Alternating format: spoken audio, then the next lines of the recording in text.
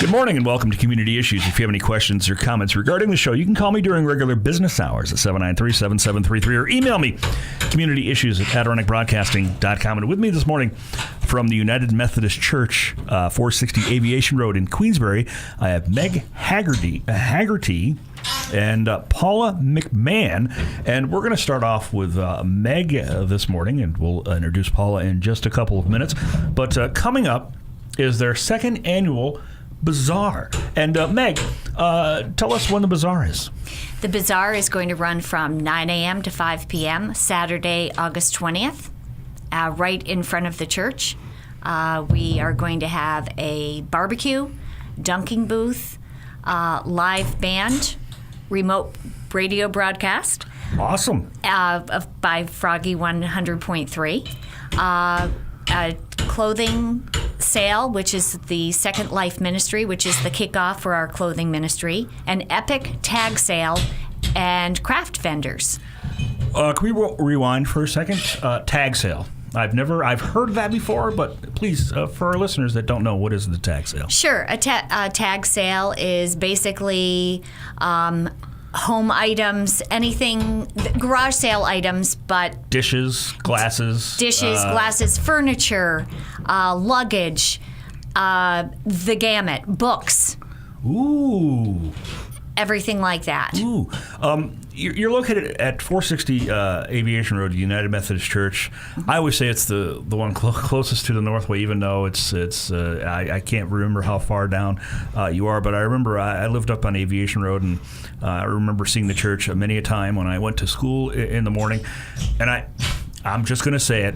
I knew when I saw that church, school's right around the corner. I was like, time to wake up. Time to wake up. It's your second annual Bazaar. How did this Bazaar come about for the community?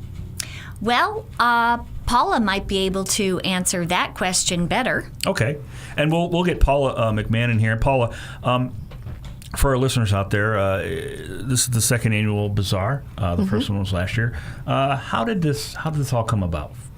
Well, it was Reverend Phil's idea to begin with. He just decided that a summer fair would be a lot of fun to bring the community together and to just bring everyone together to really actually see what the church does for the community and the people in the church, in the community. I don't use this word often, but fellowship. Would you agree with me on Yes, that one? I would, very much so. Yes. There'll be a lot of fellowship going on that day. And being the second annual Bazaar, can you bring us back to the first one and how it's grown from last year to this year?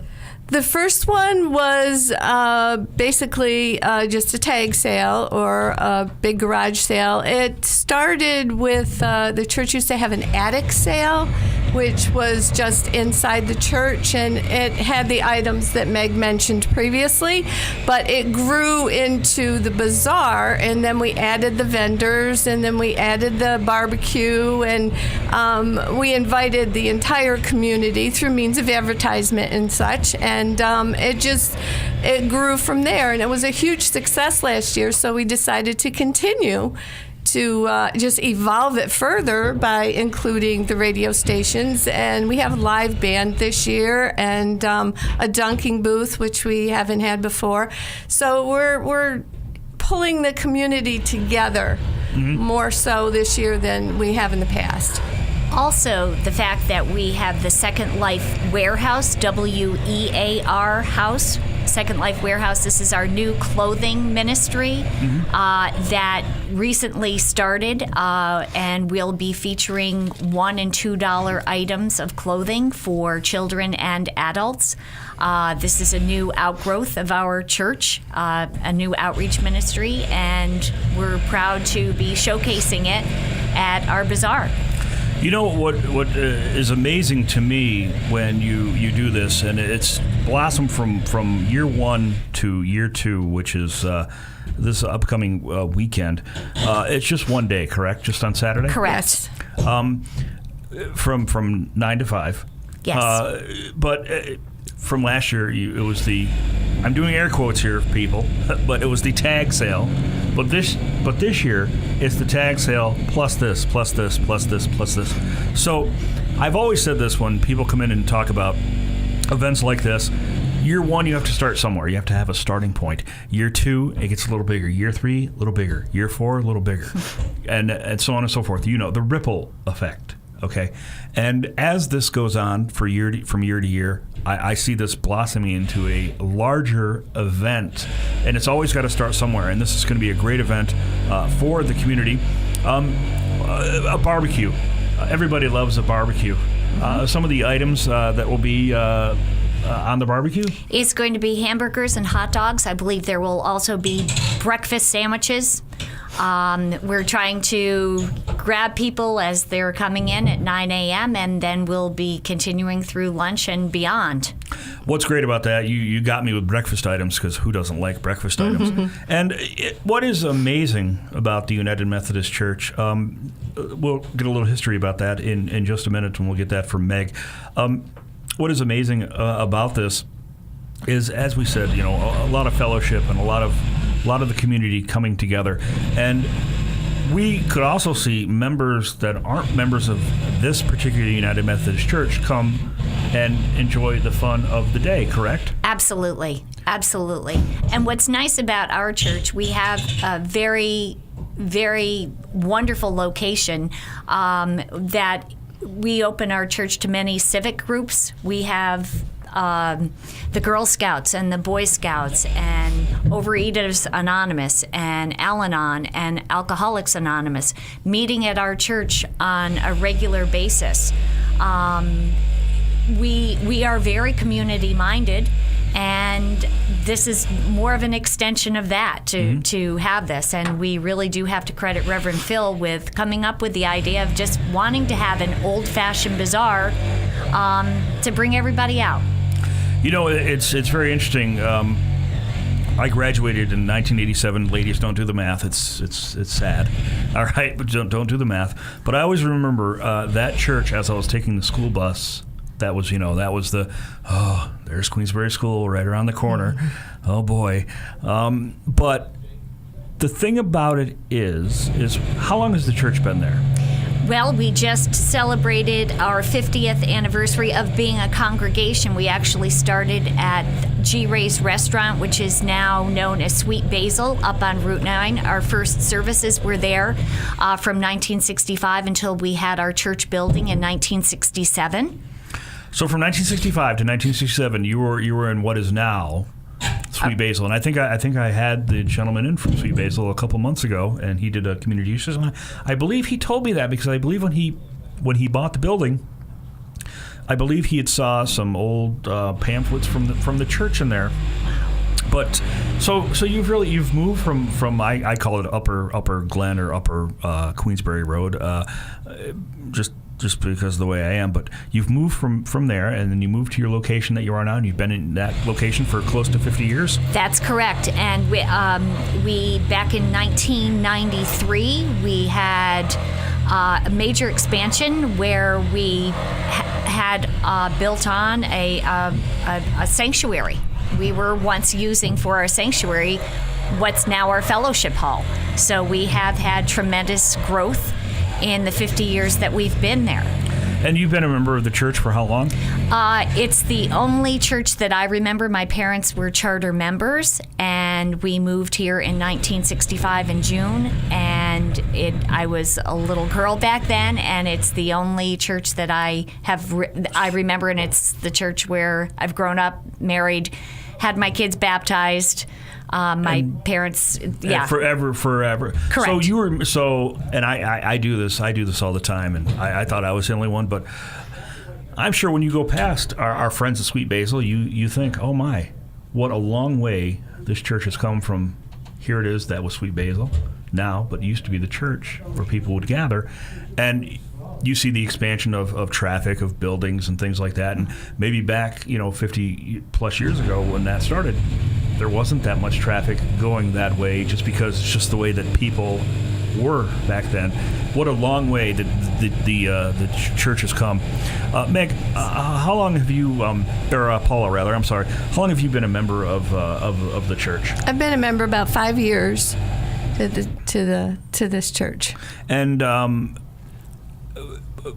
when we talk about Reverend Phil, is it? Reverend Phil Enough. Reverend Phil. Has he been Reverend at the church for the 5 years that you've been there? No, I started with another pastor. Phil's been there for 3 years. 3 years. And for the 5 years you've been there, have you seen the church grow? Absolutely. Absolutely. In many, many ways, the church has grown as far as their community outreach programs and all their ministries. And it's just been a fantastic experience for me to be part of this church. You know, and I'll give this question to both of you ladies, and we'll start with Paula first. Megan mentioned earlier about the groups that go to the church, the Boy Scouts, the Girl Scouts, the Alcohol Anonymous, the Overeaters Anonymous, and things like that. A lot of groups that help a lot of people within the community.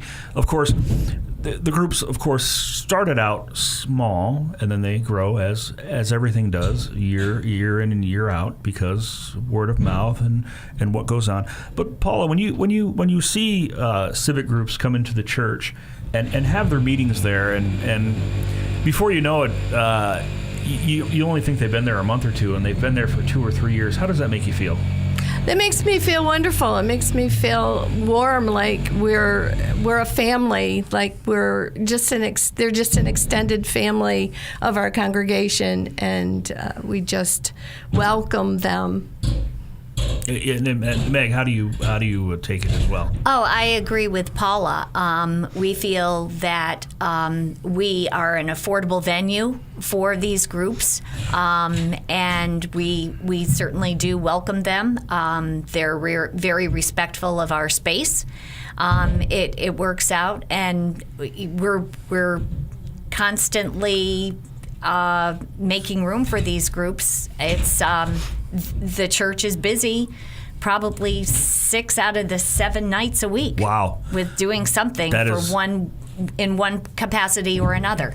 Now let me ask you, and just as we were talking fellowship a little earlier, now there are groups that come into this, and they may not be a member of the United Methodist Church. They could be a member of whatever religious organization they are a member of. But let me ask you this about your church specifically. Say, you there's a group in there of Girl Scouts, Boy Scouts, whatever the case may be, and you're just setting up for the meeting, and just they go and they do their thing and move on. But then maybe a week or two later, you might be walking around town or walking around a store or something, and you see them, and they come to you and they say hello to you, just passing, because they've seen you at the church. Do you get a lot of that people, they go to the church and for meetings, and they meet new friends and new people through the church? They may. I have not specifically had that happen. Some of the meetings, like AA. Oh, sure, I do understand. I understand. But sure, but I think so. There are probably people who do recognize certain faces, and it changes a person's attitude and way of thinking because of the fellowship of the church and meeting new people and getting out into the community. It's located at 460 Aviation Road. It's the United Methodist Church, and it's a fantastic church and a fantastic organization. With me, I have Meg and Paula this morning. We're talking about their second annual Bazaar. It's going to be on Saturday, this upcoming Saturday from 9 until 5, and it's the 20th, correct? That's correct. And it has grown immensely from last year's event. Last year was a tag sale, as Paula had mentioned to me, and this year has grown into a barbecue with breakfast sandwiches to start off, and then hot dogs, hamburgers for the remaining part of the day. We're going to have music. We're going to have our friends at Froggy 100.3 doing a live broadcast throughout the day to see what this is all about. When we come and we talk about a bazaar and put events together, how do we pick and choose and I'll direct this to both of you ladies this morning, and we'll start with Paula because she looks like she wants to talk this morning. And we're going to start with Paula this morning. How do you pick and choose what events to have over from one year to the next? I mean, I know this year it grew from last year, but of course next year it's going to grow even more. It will. I know it will because they do every year. But sometimes due to limited space, limited time, limited resources, or whatever, you have to pick and choose what makes a successful bazaar. I think the talking about it, the focus groups that we have at the church, and the ideas are just popping everywhere, and it's not a matter of what we choose. It's sort of what works well for that time. I have to say that it's just the talking and the focus groups and just the different ideas that people have that we pull from, and it's worked so far. And Meg, your thoughts on that? I agree with that. I think that our pastor, Reverend Phil, has tremendous energy, and he really wanted to get this launched. And some things we ran out of time last year on pulling together. So this year, there was more planning involved. Last year, the dunking booth was something we wanted to have. The timing just didn't work. This year, it's kind of a major focus. Reverend Phil has vowed to be dunked, and we have asked at least one other prominent official in the community if he would be willing to be dunked, and he said he would drop by, and so we're happy about that. It's just a community time. It's fun. It's fellowship. We're raising funds for the church at the same time, but the overall feeling is just to have fun under the tent, rain or shine. And if he comes with swim trunks and a towel, it's all good. It's all good. Yes, it is. Reverend Phil, will he be the first one to be the donkey? He may start things off, depending on how things go. He may be the one, and then there may be other people who will sign on. One of your own has offered to. One of our own? Who's be part of one the of our own? Booth, the DJ. Right? Chris O'Neill or Kate Sullivan? Do you know? No, it was Chris. Chris? Yeah. Oh. So he did volunteer to be dunked. What? All right. All right. I'm bringing a 10. See how many softballs that'll get me to. You are also invited to come and participate, Tim. I think my swim trunks are in the wash. But boy, I tell you, and what is great about the church is open to the community, not just members of the church, but the community itself. And when you have people from the community, Queensbury. When you're thinking Queensbury, Glens Falls, surrounding areas, Hudson Falls, people should come to this event no matter what community they live in and see what the church has to offer. And we were talking about raising funds for the church. And as we know, churches need money to operate. What are some of the expenses that a church, specifically the United Methodist Church, helps with throughout the year?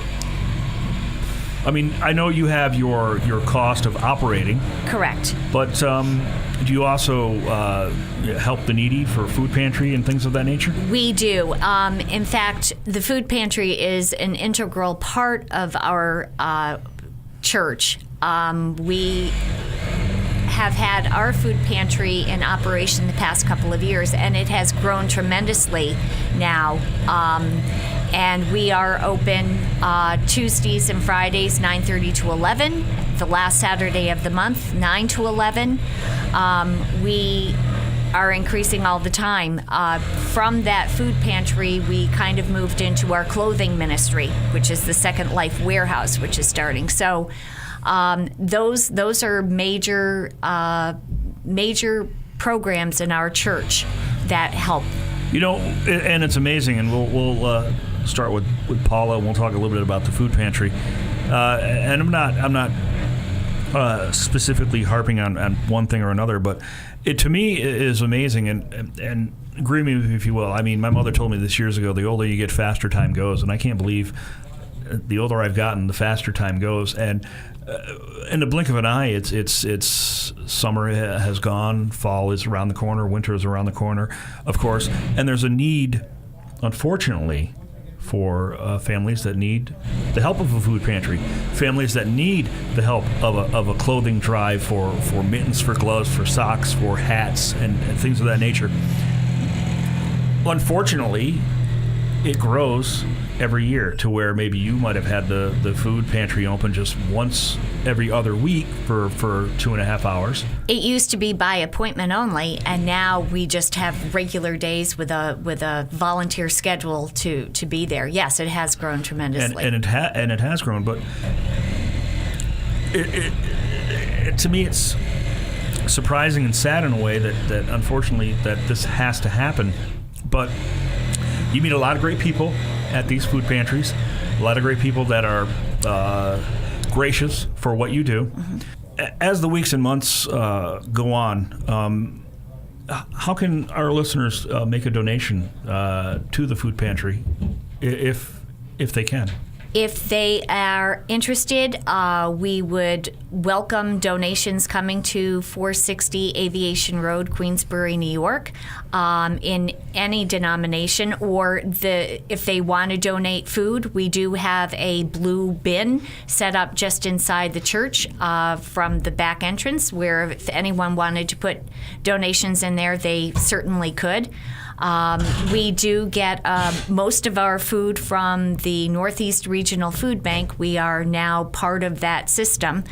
But we certainly take unexpired cans of food from the community if they wish to donate. That's certainly acceptable. And when can they donate? Well, they could certainly drop things by 9 to 12. Monday through Friday.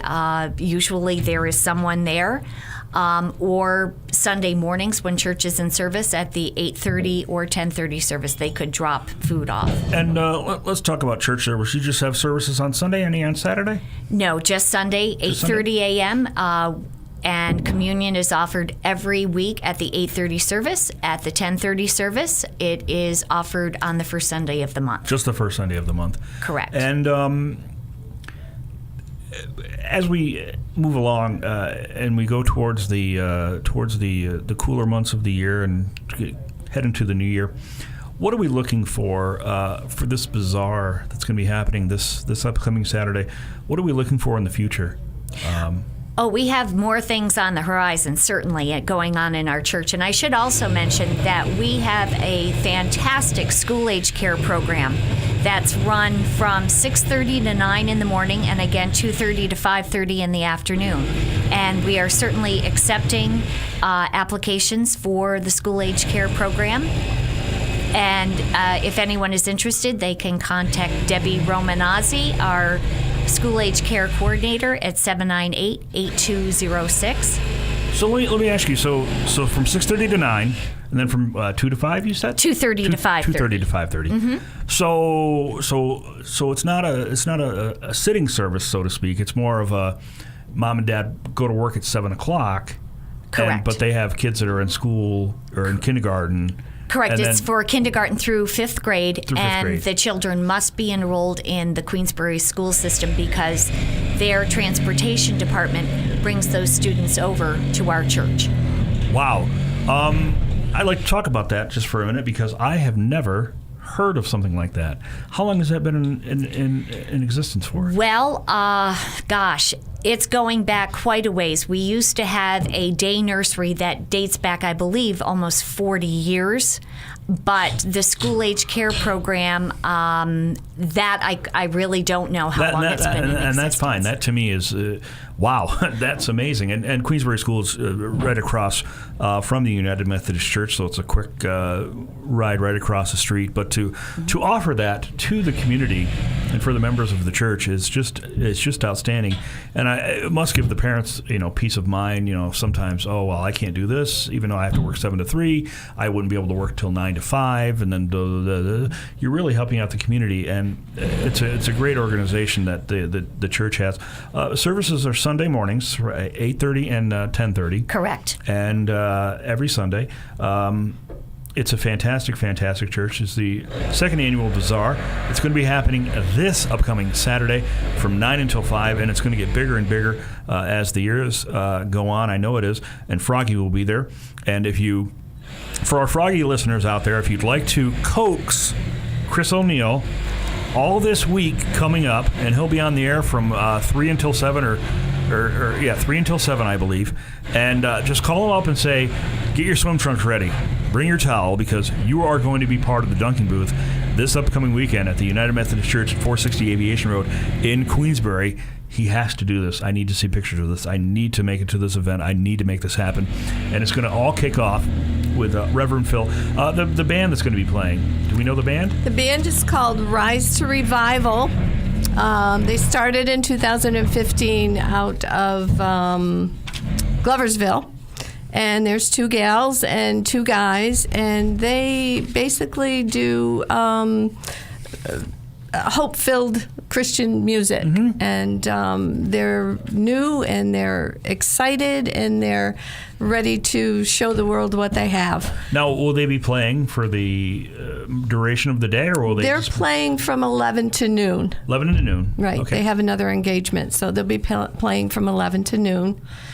And we're looking forward to hearing them. And that's going to be a fantastic, fantastic time. Now, for anybody, I mean, we've all seen Bazaars. Maybe you've been, maybe you haven't. But if you haven't, please go to this one this upcoming Saturday from 9 to 5. Stay for part of the day. Stay for all of the day. Come and go as you please. I do recommend, I'm just going to say this, I do recommend you get there early for the breakfast sandwiches, because they sound delicious. just the way that Meg said it sounded delicious. And then, of course, come back for lunch, stay for the day. It's going to be a great time. There's going to be a tag sale, and I tell you, you're going to get some great items for pennies on the dollar. And I'll tell you, it's going to go for a great cause. For our listeners out there, I know we're a day late and a dollar short, as I like to say, but not really. But if they'd like to make a donation, can they still make a donation to the Bazaar, or have you? Absolutely. If they wish to, we are probably finished with taking tag sale items, but if they wish to send in a cash donation, we certainly could have that to help defray some of the costs involved. And again, they could send that to 460 Aviation Road, Queensbury, New York. And please designate that it would be used for Bazaar costs. And for our listeners out there that would like to go visit the church at 460 Aviation Road, United Methodist Church, beautiful little church. You'll see it when you go by, and it's beautiful landscaping. You have office hours between Monday through Friday, 9 to noon. Correct. And of course, if you go to Sunday service, you can also talk to the pastor after Sunday service and learn more about the church. It's the second annual Bazaar at the United Methodist Church in Queensbury. There's going to be a tag sale. There's going to be music. There's going to be food. Don't tell anybody, but a dunking booth. Could I just add something? Sure. That 10% of the profit that we make from this bazaar will go back into the community in some respect. And that, for our listeners out there that really, I mean, I've talked about this before with other organizations and other events that we've talked about. Giving back to the community is something that we love to do in this area, and 10% can help out a lot of people within this community. This church does a lot of good for the community. They have 6 out of the 7 nights a week. They have something going on with some organization that has a meeting at the church. They've been around for 50 years. I mean, it all started up at Sweet Basil, where the Sweet Basil is now, and it's moved over to Aviation Road. And the type of people that are in this congregation and are members of this church, they are members of our community, and they give back to this community tenfold. And just head to the Bazaar this Saturday from 9 until 5. We're talking music, we're talking food, we're talking fun, and we're talking fellowship, and we're talking a great time for the community. Ladies, we'll let you both have the final word before I wrap things up this morning. And we're going to start with Miss Chatterbox over there.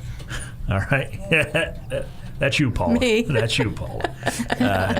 I need you to get a word in. I'm just having a little fun with you this morning. But we'll have you wrap it up, and please say whatever you'd like.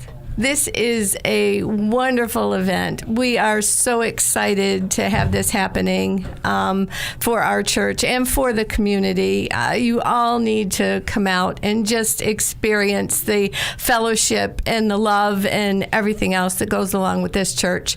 We really hope to see you there. And Meg? I would just like to reiterate what Paula said, but also add that we do have our holiday festival coming up the first Saturday in December, which draws another wonderful crowd, and we'd love to see the same people who show up to our bazaar show up again in December. I think you will have just a great time. And we'd like to have you come back in, and we'll talk about that around November if you'd like. And we can talk more about the church and Thank you. Give a little synopsis of how the bazaar went. And hopefully by then, Chris O'Neill will be dry from the dunking booth. But it's going to be a great time. It's this upcoming Saturday. It is from 9 to 5. It's at the United Methodist Church, 460 Aviation Road in Queensbury. There's going to be breakfast sandwiches to kick off the day. Of course, hot dogs and hamburgers for lunch. A tag sale. A lot of great other items for sale. And there's going to be music. There's going to be fellowship. And if you've never been to a bazaar, please check this out. And 10% of the profits are going to go back into the community. But most importantly, you're going to meet two great ladies. I know they're going to be there. And they're going to have the softballs in hand. They're going to be juggling them because they want people to go to the dunking booth. I know they do, and they want Reverend Phil to be dunked, and they want Chris to be dunked. I know I do. And it's going to be a fantastic, fantastic time.